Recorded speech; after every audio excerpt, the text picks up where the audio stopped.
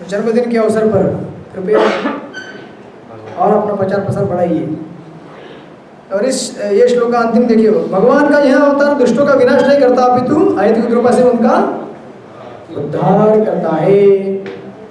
क्योंकि भगवान कृष्ण क्या करते थे, विनाशाय च दुष्कृता, वो मारते थे सब दुष्टों को, लेकिन चैतन्य महाप्रभु क्या करते, मारते नहीं है। वो स्थूल शरीर नित्यानंद प्रभु चैतन्य महाप्रभु कहते हैं कि अरे बाबा सबको अगर मारना होगा, क्योंकि महाप्रभु जब आवेश में बोलते चक्र लेके सबको मार डालूंगा, मैं छोड़ूंगा नहीं इन सब पाखंडियों को। तो नित्यानंद प्रभु बोलते हैं कि अरे सब किसको मारोगे, सबको मरना पड़ेगा क्योंकि सब लोग दुष्ट हैं। अगर इनको मारना है तो आप क्या कीजिए, आपकी कृपा से उनका उद्धार कीजिए। इसीलिए चैतन्य महाप्रभु का मूवमेंट क्या करता है, दुष्टों का वध करता है, लेकिन कैसे, उनकी इच्छा जो रहती है भौतिक भोग की उसको मार के, बाय चैंटिंग हरे कृष्णा कृष्णा कृष्णा हरे हरे हरे राम राम राम हरे हरे। ये है मशीन गन का युग का। ये मशीन गन हमको उठाना है, दूसरों को भी हाथ में देना है, अपने भी हाथ में लेना है और गोलियां चलाती रहनी है। हरे कृष्णा कृष्णा कृष्णा हरे हरे हरे राम राम राम हरे हरे। पीछे गोलियां खत्म हो गए लगते हैं।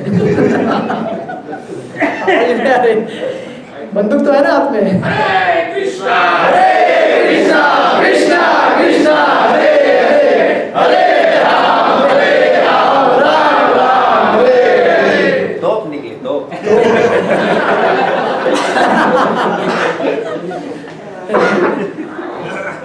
तो इस तरह से क्या करेंगे, वो विनाश करेंगे दुष्टों का।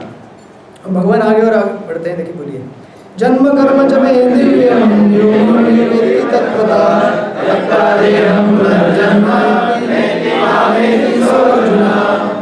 हे अर्जुन, जो मेरे आविर्भाव तथा कर्मों की दिव्य प्रकृति को जानता है, वह इस शरीर को छोड़ने पर इस भौतिक संसार में पुनः जन्म नहीं लेता, अपितु मेरे सनातन धाम को प्राप्त होता है। अभी तो मजा आएगा। ये श्लोक बहुत ही इम्पोर्टेंट है। ये इसीलिए इम्पोर्टेंट है क्योंकि ये प्रभुपाद का फेवरेट श्लोक है। देखिए प्रभुपाद बाहर के आदमी क्या करते हैं, बहुत बार ये श्लोक बहुत बार कोट करते हैं। कौन सा, पिछले 2 श्लोक, यदा यदा धर्मस्य, मुझे महाभारत पढ़ा है मैंने, आता है, ग्लानिर्भवति भारत। उसके बाद ये दूसरा वो भी नहीं बोलते, 8वां भी नहीं बोलते ज़्यादा, वो लोग ज़्यादा करके वही बोलते हैं पहले वाला, यदा धर्म से, भगवान आते हैं धर्म की स्थापना करने के लिए ताकि मेरा भोग चित्र चलते रहे। धर्म आप स्थापित कीजिए, अधर्म हो रहा है, यवन लोग बढ़ रहे हैं, मलेच्छ बढ़ रहे हैं, आइए हिंदू धर्म को स्थापित कीजिए आप। तो ये मटेरियल धर्म है, इसको स्थापित करने के लिए भगवान आते हैं, लेकिन भगवान का एक्चुअली अवतार का उद्देश्य वो नहीं है। क्योंकि देखिए इस दुनिया में जितना भी आप लॉ एंड ऑर्डर बनाएंगे फिर भी लॉ एंड ऑर्डर टूटने ही वाला है। जितना भी आप धर्म का स्थापना करेंगे, भगवान को बार बार क्यों आना पड़ता है, क्योंकि बार बार लॉ एंड ऑर्डर टूटता है। As simple as. तो हम जैसे बेवकूफ़ लोगों को समझना चाहिए कि ये धर्म अगर बार बार टूटता है, भगवान बार बार आते हैं स्थापित करने के लिए, यानी कि ये धर्म स्थायी नहीं है। तो स्थायी धर्म कौन सा है, स्थायी धर्म वो है जो कभी बार बार टूटेगा नहीं। और वो कौन सा धर्म है, भगवान का अपने जीव के साथ होने वाला शाश्वत संबंध का पुनर्जागृति। इसलिए देखिए कितना भी ये श्लोक इतना महत्वपूर्ण है कि इस श्लोक से भगवान अपनी दिव्य स्तर से उतरकर इस धरातल में आते हैं सिर्फ इसीलिए ताकि आपको उनके दिव्य जन्म और कर्म के बारे में सुनने के लिए, पढ़ने के लिए और सोचने के लिए कुछ टॉपिक मिले, कुछ सब्जेक्ट मैटर मिले, जिसको पढ़ के सुन के आप क्या हो सके, उनसे अपना संबंध स्थापित करना। अरे भाई किसी से प्रेम करना तो उसके बारे में सुनना पड़ेगा ना पहले, नहीं कॉलेज में कभी किया नहीं। क्या सुपरवाइजर सर हाथ मार रहे हो?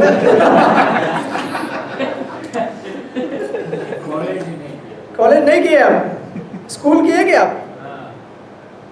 ठीक है। किसी से भी अगर प्रेम करना है तो उसके दिव्य लीलाओं और जन्म को जानना पड़ता है ना हमें। आपका बर्थडे कौन सा है जी, आपकी दिव्य लीलाएं कौन सी है, आपको क्या पसंद है, आपको कैसे कपड़े चाहिए, आपको कहाँ घूमना अच्छा लगता है, हम भी चलेंगे। आपके साथ। तो अगर भगवान के साथ प्रेम करना है, भगवान के साथ घूमना है, भगवान के साथ रहना है, तो उनके दिव्य लीला और उनका जो स्वरूप है उसके बारे में जानना पड़ेगा ना। तो इसीलिए धर्म की स्थापना कितनी भी कीजिए, टूटने वाला है वो। अरे एक दिन हमारा जन्म मृत्यु आएगा ना हमको, जन्म मृत्यु जरा वाली दुख का, तो कितना भी अच्छा धर्म आपने बना दिया इस दुनिया में, अच्छा लॉ एंड ऑर्डर बना दिया, ठीक है, नरेंद्र मोदी जी ने अच्छा सब कुछ बना दिया, ये सीए हटा लाया, मंदिर बना दिया, सब कुछ बन गया, तो आप क्या बूढ़े नहीं होंगे क्या? आपको मृत्यु नहीं आएगी? तो ऐसे लॉ एंड ऑर्डर बनाने का क्या फायदा होगा अल्टीमेटली? ठीक है, मेंटेनेंस मोड के लिए चलेगा, और अल्टीमेटली विनाश तो आपका एक दिन होगा ना।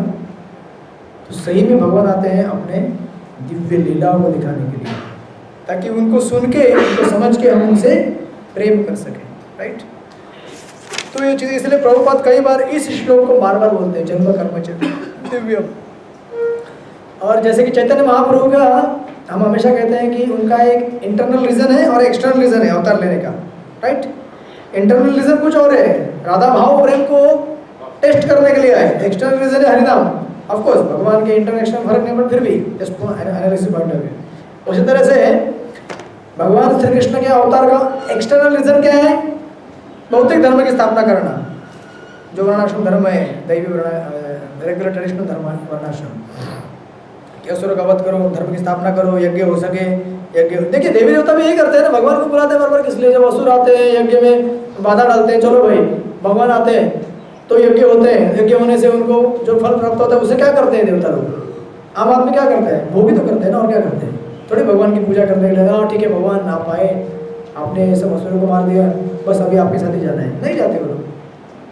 तो इसलिए यहाँ पे एक्सटर्नल रीजन है धर्म की स्थापना करने के लिए है भौतिक, इंटरनल रीजन है आपका हार्ट अट्रैक्ट करने के लिए भगवान आए हैं। राधा गिरधर जी यहाँ पे आए हैं, किस लिए आए हैं? किस लिए आए राधा गिरधर जी? इसलिए नहीं कि यहाँ पे बिल्डिंग खाली था, पड़ा हुआ जगह खाली है, चलो एक मंदिर बना दिया जाए, कुछ लोग यहाँ पे रहेंगे तो उनको दान मिलेगा, उनका भरण पोषण होगा, या हम सब लोगों को दिखाने के लिए कि हम भाई इस्कॉन संस्था से जुड़े हुए, हमारे पास भी डीटी है, राधा गिरधारी जी बड़ा मंदिर है। इसलिए नहीं ना, भगवान अवतार लिए ताकि वो हमारा हार्ट उनकी तरफ अट्रैक्ट कर सके, उनके सुंदरता से, उनके सेवा से, राइट, उनकी दिव्य कथाओं से। तो भगवान के अवतार का प्रमुख उद्देश्य वही है कि आपको किस तरह से माया के पंजे से निकाल के अपने पास ले आए। ये नहीं कि आपको भौतिक धर्म की स्थापना करके जाओ, सब रास्ता अच्छा बना दिया, आप उसमें चलो और मजा करो, घर बना दिया तुम्हारे लिए पानी आएगा, बिजली आएगा, राइट, ये सब तो होगा ही, लेकिन मेन उद्देश्य क्या है? आपसे प्रेम करने के लिए भगवान आए। जन्म कर्म च में दिव्यम एवं में तत्वता। इसलिए अगर भगवान को तत्वता नहीं समझेंगे तो क्या होगा? भगवान का बहुत सारा पास टाइम जो है, लीला है, वो हमें, जैसे देखिए अभी कभी कभी एकदम चीप हो जाता है वो। अब अगर समझो बच्चों को सबको कार्टून दिखाते रहेंगे कृष्णा का, अच्छी बात है, आजकल सब बड़े लोग भी देखते हैं, केवल आपको मालूम है कि कृष्णा मतलब लिटिल कृष्णा कार्टून, तो कृष्णा क्या बन जाते हैं? फिर कार्टून बन जाते हैं। लेकिन भगवान के बारे में दिव्य स्तर पर चर्चा होनी चाहिए, उनके ग्रंथों के बारे में उनको ज्ञान देना चाहिए, भगवान को उन्हें समझाना चाहिए। अदरवाइज भगवान की जितनी भी लीला हुई है भौतिक हो जाती है, उनको दिव्य स्तर प्राप्त नहीं होता है। तो दिव्यता दिखाने के लिए हमें क्या देना चाहिए? भगवान के दिव्य गुणों के बारे में बताना चाहिए। तब जाके जब भगवान के ऐसे जन्म कर्म आप समझेंगे, तभी नीचे क्या बोला गया है? तक्त्या देहम पुनर्जन्म नहीं थी मामेति सो अर्जुन, तब आपका पुनर्जन्म नहीं होगा। अब इसका अर्थ क्या है? भगवान के दिव्य जन्म कर्म समझने से हमारा पुनर्जन्म नहीं होगा, इसका अर्थ क्या है?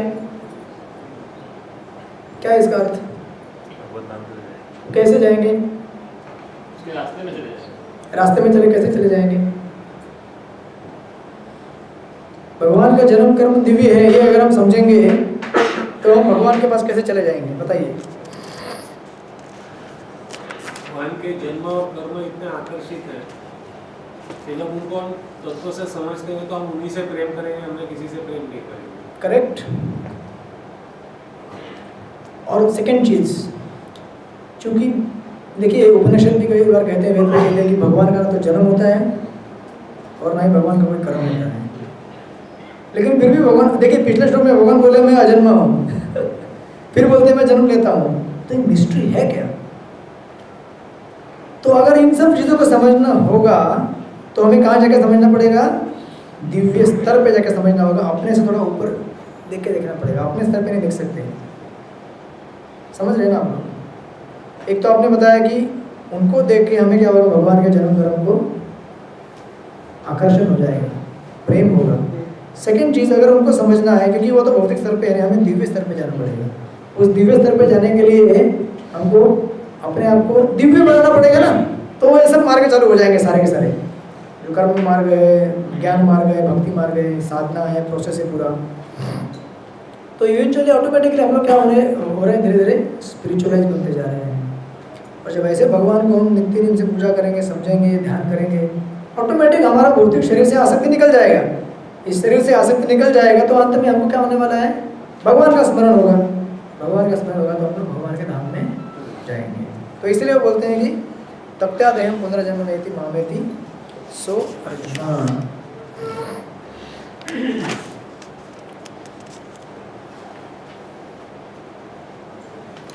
प्रभुपाद तात्पर्य में एकदम बिगिनिंग में देते हैं कि भक्त निर्विशेषवादी योगी और भक्त एक कैटेगरी है, निर्विशेषवादी सेकंड कैटेगरी है, और योगी तीसरी कैटेगरी है। इन तीनों को मिलने वाली अलग अलग मुक्ति के बारे में बताते हैं। आप पढ़िएगा घर में जाके, इतना कोई कठिन नहीं है वो पढ़ना, सबको मालूम है, आपने बहुत बार सुना हुआ है। भक्त को मिलने वाली मुक्ति क्या है? भगवत धाम है। निर्विशेषवादी को मिलने वाली मुक्ति क्या है? ब्रह्म। और जो योगी है उसको परमात्मा। राइट, ये 3 लेवल की मुक्तियाँ हैं। बीच में दिया है एको देव नित्य लीला भक्त व्यापी आत्मना। भगवान अपने निष्काम भक्तों के साथ अनेक दिव्य रूप में सदैव संबंधित है और लीला करते हैं। वो लीला करने के लिए इन सब रूपों में आते हैं, भगवान लिख रहे हैं वहाँ पे। और लास्ट के श्लोक में तात्पर्य में लिख रहे हैं, जहाँ पे लिखा है और तमेव विदित्वाति मृत्यु में नान्यम। तार्किक विद्वान की स्थिति और उन्हें कब मुक्ति मिलेगी बताया गया है। यानी कि गीता को जब तक हम लोग एक अपने मानसिक चिंतन से पढ़ते रहेंगे, समझेंगे, तब तक हमें वो मुक्ति नहीं मिलेगी। नीचे लिखा है देखिए, जैसे भक्ति सिद्धांत ठाकुर जी का कोटेशन दिया हुआ है, मधु पात्र को केवल बाहर से चटकर या भगवदगीता की विद्वतापूर्ण संसारी विवेचन करके मोक्ष प्राप्त नहीं हो सकता। जैसे अगर मधु की बोतल है, हनी की बोतल, उसको बाहर से चट के हनी का टेस्ट मिलने वाला है क्या? बोतल का प्लास्टिक का टेस्ट मिलेगा? नहीं मिलेगा ना। इसके रहस्य में एंट्री करना पड़ेगा। इसके रहस्य में एंट्री करने के लिए ये सब एनालिसिस है कि भगवान इस दुनिया में केवल भौतिक धर्म स्थापित करने के लिए नहीं आते हैं, वो अपने भक्तों से प्रेम करने के लिए आते हैं, हमें अपना हार्ट देने के लिए आते हैं और अपना हार्ट लेने के लिए आते हैं। लाइक दैट आगे दिया हुआ है। टाइम हो गया है 11:30। अभी यहाँ पे प्रोग्राम है, राइट? प्रोग्राम है, आत्मनिवेदन करो। तो हम लोग यहीं पे विश्राम लेते हैं, फिर हम लोग स्टार्ट करेंगे अगली बार श्लोक नंबर 10 से, राइट? प्रार्थना है कि आप क्वेश्चन थोड़ा जल्दी दे दीजिए, क्योंकि वो थोड़ा हम लोग डिस्टर्ब हो जाते हैं। आप एंड में भेजते हैं, फिर टाइम रहता है, थोड़ा टेंशन रहता है। अरे एंड मतलब इतना भी एंड नहीं, बुधवार को दिया ना? अरे पहले नहीं रहते पढ़ने तो समय नहीं। बुधवार को दिया मैंने, गुरुवार शुक्रवार गुरुवार को दिया, गुरुवार को शाम को दिया है। नहीं, गुरुवार सुबह सुबह मिला था। लेकिन तो मतलब नहीं, हम लोग तो घर से निकल जाते हैं। ठीक है, ठीक है, अभी देता हूँ सोमवार को देता हूँ।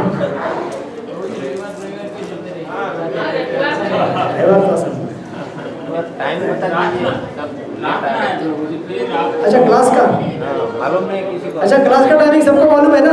रोज रोज पूछते हैं। 7:15 को क्लास चालू होता है। एग्जाम आपका 7:45 बजे एग्जाम खत्म होता है, आधा घंटा। 7:45 बजे एक्चुअली 5 मिनट राधा माता करके क्लास चालू कर रहे हैं, लेकिन आप लोग लिखते रहते हैं, इसलिए मुझे दर्शन में जाते हैं। 10-10 मिनट लेके आगे ले जाना पड़ता है। दर्शन के लिए सब चले जाते हैं। दर्शन संडे के लिए आप लोग ब्रेक में किया कीजिए, उतना एक थोड़ा सा आप यज्ञ कीजिए गीता जी के लिए। यहाँ पे है ना राधा गिरधा जी? रोल नंबर नहीं है सबका अभी तक? लिखते नहीं इसमें। अच्छा, लिखते नहीं है। चलिए रोल नंबर भी लिखिए सब लोग।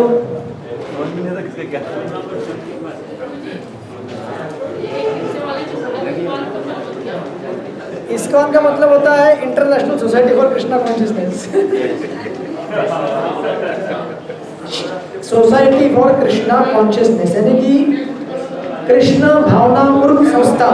कृष्ण की भावना जो श्लोक में दी गई है उसको प्रेम करने के लिए, समझने के लिए, कृष्ण भावना में जीवन जीने के लिए। श्रील प्रभुपाद की जय। वांछा कल्पतरुभ्यो कृपा अनंत कोटि वैष्णव वृंद की जय। श्रीमद् भगवद गीता की जय।